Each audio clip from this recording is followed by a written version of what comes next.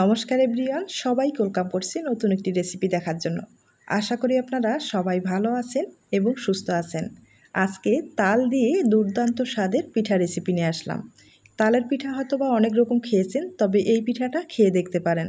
যেমনই দেখতে সুন্দর, খেতেও কিন্তু ভীষণ ভালো হবে।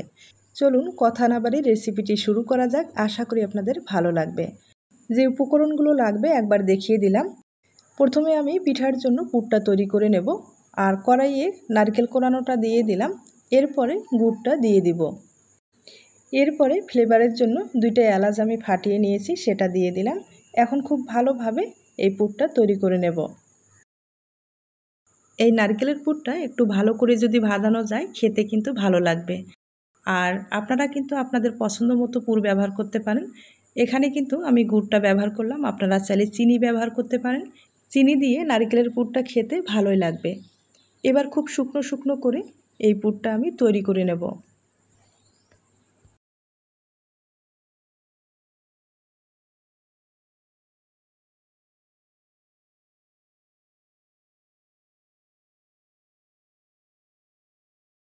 পুরটা আমি তৈরি করে নিলাম।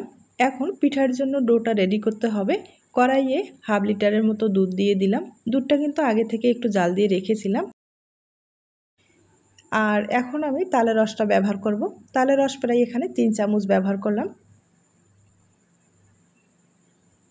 এবার দুধ এবং তালের রসটা খুব ভালোভাবে মিশিয়ে নিতে হবে।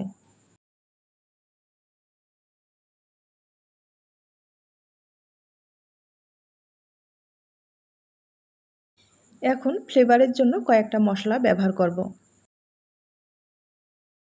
এরপরে আবারও কিছু সময় একটু ভালোভাবে মিশিয়ে নেব।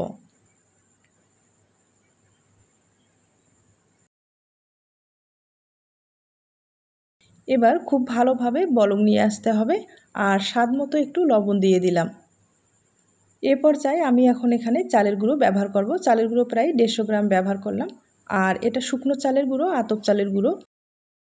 আপনাদের চালের গুঁড়ো যদি হাতের কাছে না থাকে কোনো সমস্যা নেই, আটা অথবা ময়দা দিয়ে সহজেই এই ডোটা তৈরি করে নিতে পারবেন।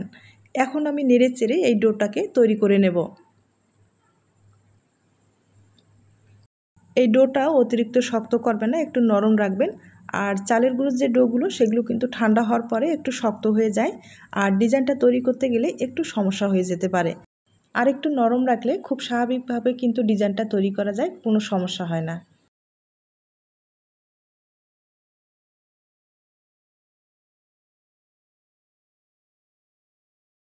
ডোটা আমি তৈরি করলাম, এবার একটা প্লেটে ঢেলে নিব। আর বাড়তি যে মশলাগুলো সেগুলো কিন্তু বের করে ফেলে দিতে হবে। অনেকটা গরম আছে, একটা চামচের সাহায্যে একটু ছড়িয়ে দিলে ভালো হবে। কিছু সময় এভাবে একটু ঠান্ডা করে নেব। এরপরে হাত দিয়ে খুব ভালোভাবে ডোটাকে আমি তৈরি করে নেব।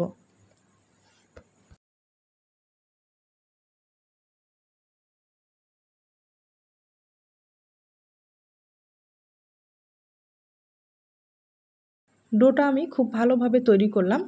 আর অফ ক্যামেরায় একটা সাদা ডো কিন্তু রেডি করে নিলাম।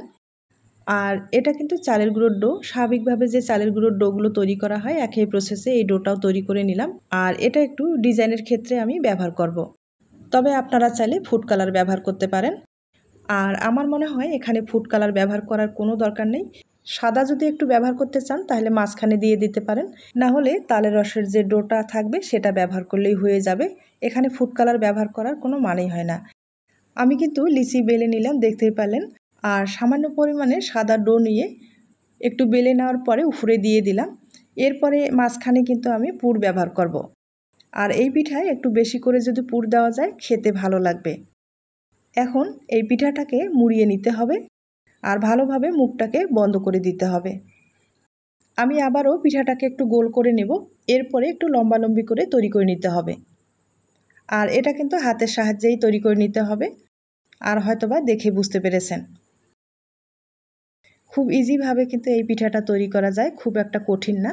এরপরে ডিজাইনটা তৈরি করার জন্য এখানে সিজার লাগবে। তবে বড় সিজার দিয়ে কেটে নিলে এই ডিজাইনটা বেশি একটা ফুটে উঠবে না, দেখতে অতটা ভালো লাগবে না। আপনাদের কাছে যদি ছোট সিজার থাকে, মানে চিকন হলে কিন্তু আরও ভালো হবে।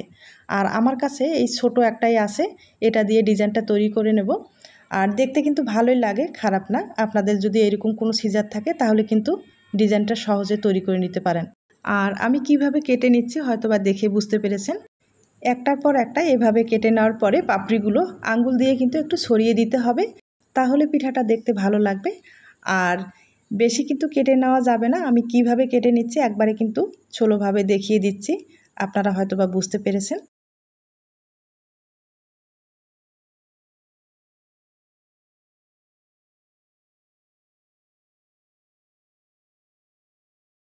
আমি পিঠাটা এক সাইডে কেটে নিলাম। এবার পিঠার যে সামনের দিকটা আছে একইভাবে এইভাবে কেটে নিতে হবে। একটার পর একটা কেটে নেওয়ার পরে আঙ্গুল দিয়ে একটু ছড়িয়ে দিলে পিঠাটা দেখতে ভীষণ ভালো হবে। আর যেমনই সুন্দর দেখতে, তৈরি করাটাও কিন্তু খুব সহজ, আর খেতে তো দুর্দান্ত টেস্টি। আপনারা চাইলে খুব সহজেই এই পিঠাটা কিন্তু তৈরি করে নিতে পারেন।